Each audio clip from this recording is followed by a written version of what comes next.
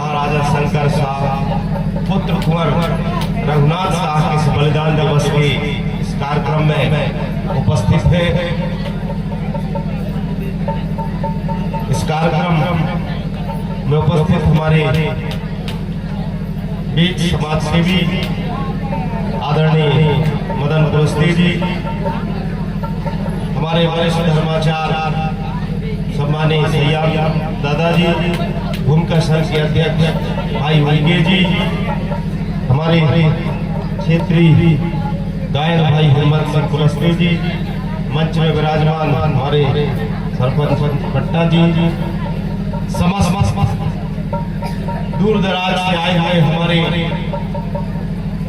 समाज के प्रबुद्धजन, युवा साथी, मातृशक्ति, आप सभी के श्री चरणों में मेरा नमन स्वीकार हो, सेवा जोहार स्वीकार हो। जैसा कि आप सब आज यहाँ हम हमारे अमर शहीद राजा शंकर शाह और रघुनाथ साहब के बलिदान दिवस के अवसर पर यहाँ उपस्थित है। मैं हमारे ऐसे अमर शहीद उनके चरणों में अपने श्रद्धा सुमन अर्पित करता हूँ और प्रार्थना करता हूँ कि ये जो हमारी भोली भाली जनता है, भोली भाली हमारे समाज के लोग हैं, उनके मन में तन में ऐसी शक्ति और आशीर्वाद कि हम सब आप लोगों की तरह अच्छा काम कर सकें। साथियों, अभी हमारे पूर्व वक्ता आदरणीय कुलस्ते जी, सैयाद दादाजी, भाई वैगे जी और शायद दिन भर इस बलिदान दिवस के कार्यक्रम के विषय में आप सबने सुना। मैं बस आपसे यही कहना चाहता हूं कि जिस तरीके से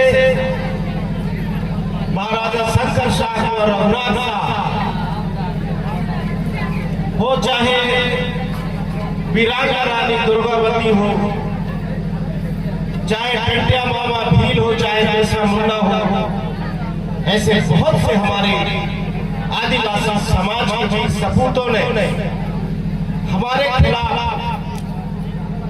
जो अन्याय और अत्याचार हो रहे थे, उन अत्याचारों के विरोध में इन्होंने लड़ाई लड़ी, जीते और परिस्थिति ऐसी नहीं बनी कि कहीं वे घिर गए। तो आज स्वाभिमान के साथ अपने मौत को गले लगा लिए, पर कभी किसी के सामने झुके नहीं। ऐसे हम वीर सपूतों के वंशज आज 168वां बलिदान दिवस हम मना रहे हैं।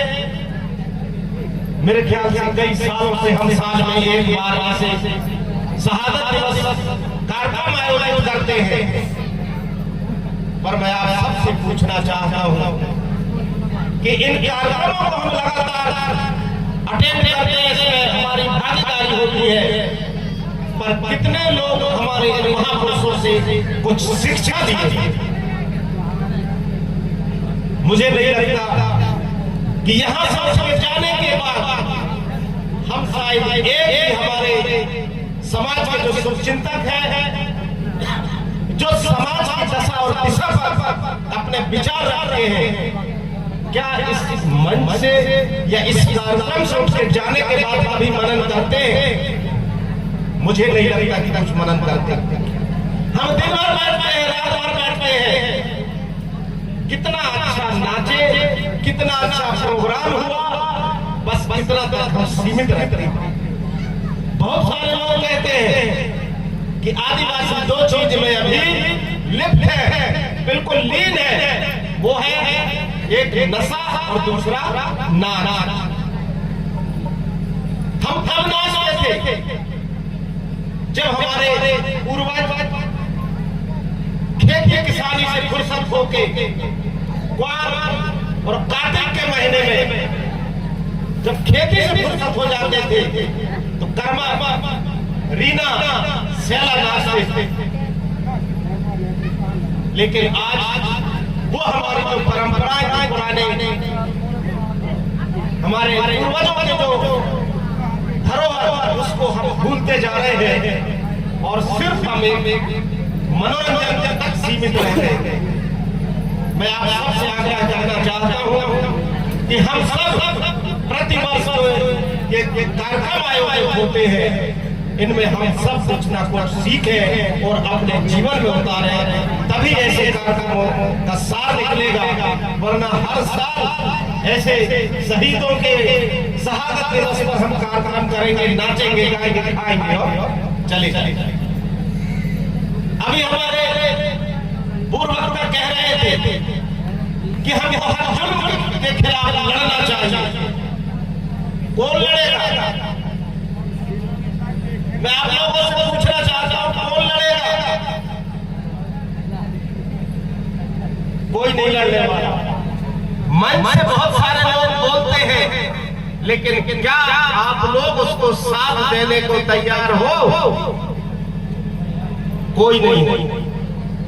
हम सब आज हर चीज के लिए दूसरों पे आश्रित हो गए हैं कि हमको कोई और कुछ लाके दे दे, कोई और हमको लाके हमारे अधिकार दे दे, हमको अन्य कोई लाके सुविधा दे दे, लेकिन हम अपने से खुद कुछ करना नहीं चाहता। आज लड़ाई की बात हो रही है, कैसे लड़ेंगे? आप लोगों में ताकत है। अभी 4 दिन बैठने की बात आ जाए तो हमारे बहुत सारे लोग सोचेंगे यार 4 दिन के बाद घर में खाने को रहेगा कि नहीं रहेगा। हमारे लोगों के पास पैसे की कमी नहीं है। हमारे क्षेत्र के बहुत सारे हमारे युवा लोग, कोई कर्नाटक जाता है, कोई केरल जाता है, कोई महाराष्ट्र जाता है, कोई आंध्र प्रदेश जाता है।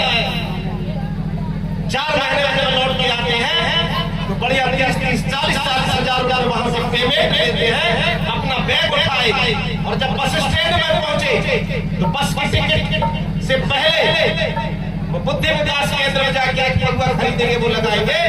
और कुछ तो पता चला कि वही का बैग छूट गया, पूरा पैसा खत्म हो गया और आने के लिए पैसा नहीं है, तो किसी दूसरे के मोबाइल से फोन कर कहते हैं कि पैसा डालो तब मैं घर आऊंगा, नहीं तो यही रहेगा। कैसे भला होगा? मैं आप सबसे निवेदन करना चाहता हूं, सब थोड़ा पैसा कमाते हैं, जब तक आप बचत नहीं करोगे, अपने भविष्य के लिए कोई सुरक्षा, पैसा कमाते हैं पर खर्च करना नहीं जानते। जब तक हम बचत नहीं करेंगे, हम ताकतवर कैसे बनेंगे?